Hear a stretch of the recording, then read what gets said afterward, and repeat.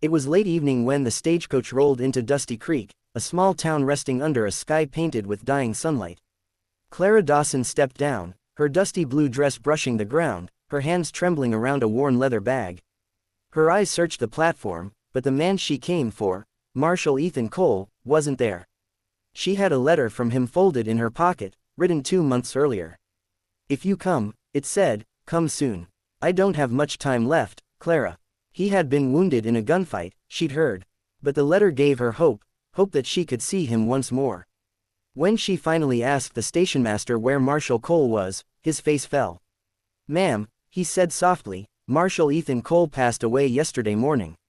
We buried him by the hill overlooking the south pasture." The words hit her like a bullet. A day late, just one day. She pressed her hand to her mouth to stop the cry that rose from her chest. Her knees weakened, but she didn't fall. Not here, not in front of strangers. That night, she found a room in the old boarding house and sat by the window until the oil lamp went out. She couldn't sleep. She had crossed 3 states, sold her wedding ring, and traveled through storms just to see him one last time. But fate had closed that door. By dawn, she walked toward the hill where Ethan rested. The path wound through dry grass and faded wildflowers. When she reached the wooden cross bearing his name, she knelt. Tears filled her eyes. "You promised you'd wait," she whispered. "You promised." But before she could say more, she heard footsteps behind her. She turned, startled. A tall man in a brown duster and hat stood a few feet away, holding his hat against his chest.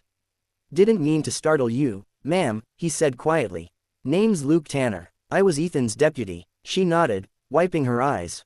"I came as soon as I could. I just didn't make it in time."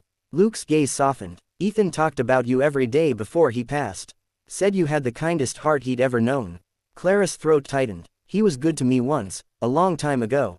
I should have written sooner." Luke hesitated, then reached into his coat. "He left this for you." Inside the envelope was a folded piece of paper, Ethan's handwriting. Clara's hands shook as she opened it.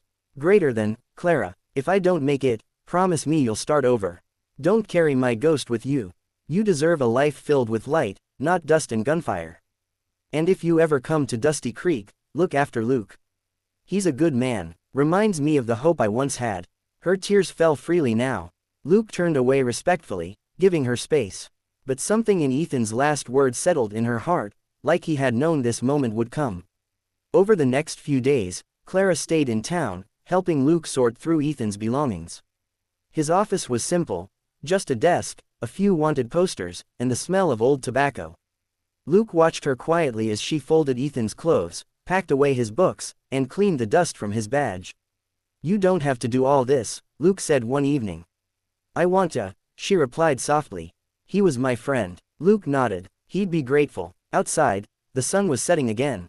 The light hit her hair just right, and for a moment, Luke saw the same quiet strength Ethan had spoken of. He looked away quickly, feeling a strange pull in his chest. Days turned into a week. Clara visited the townsfolk, helped at the church, and taught the local children to read. Dusty Creek slowly began to feel less like a place of loss and more like a place where something new could begin. One evening, as a storm rolled over the horizon, Clara stood outside the sheriff's office watching the clouds gather. Luke came out, wiping his hands. "Storm's gonna be rough," he said. "I've seen worse," she replied with a small smile. Lightning flashed in the distance, and rain began to fall. They hurried inside, laughter breaking the heaviness that had hung between them for days. By the firelight, Clara looked at him. "Ethan said you reminded him of hope." Luke smiled faintly. "He said that." She nodded. "He was right." For a long time, neither spoke. The fire crackled softly. Then Luke's voice came low and sincere. "When you first arrived, I thought you'd leave after the funeral. But I'm glad you stayed." Clara looked down at her hands, then met his eyes. "I thought I came too late, Luke. But maybe I was right on time." The words hung between them, gentle and full of meaning. After that night, things slowly changed. Clara began helping at the sheriff's office, keeping records and letters for the townsfolk. Luke would bring her flowers from the valley, saying they were just extras from the patrol trail. But she knew better. Months passed, and spring brought life back to Dusty Creek. One morning, Clara stood again at Ethan's grave. The air was warm, and the grass had grown green around the wooden cross. She laid fresh wildflowers at his resting place. Ethan, she whispered, you were right. I didn't come too late. I came when I was meant to. Behind her, Luke waited quietly with his hat in his hand.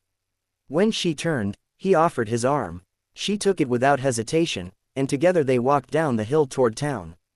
The wind blew softly through the fields, carrying with it a promise that love, no matter how late it arrives, always finds its way home.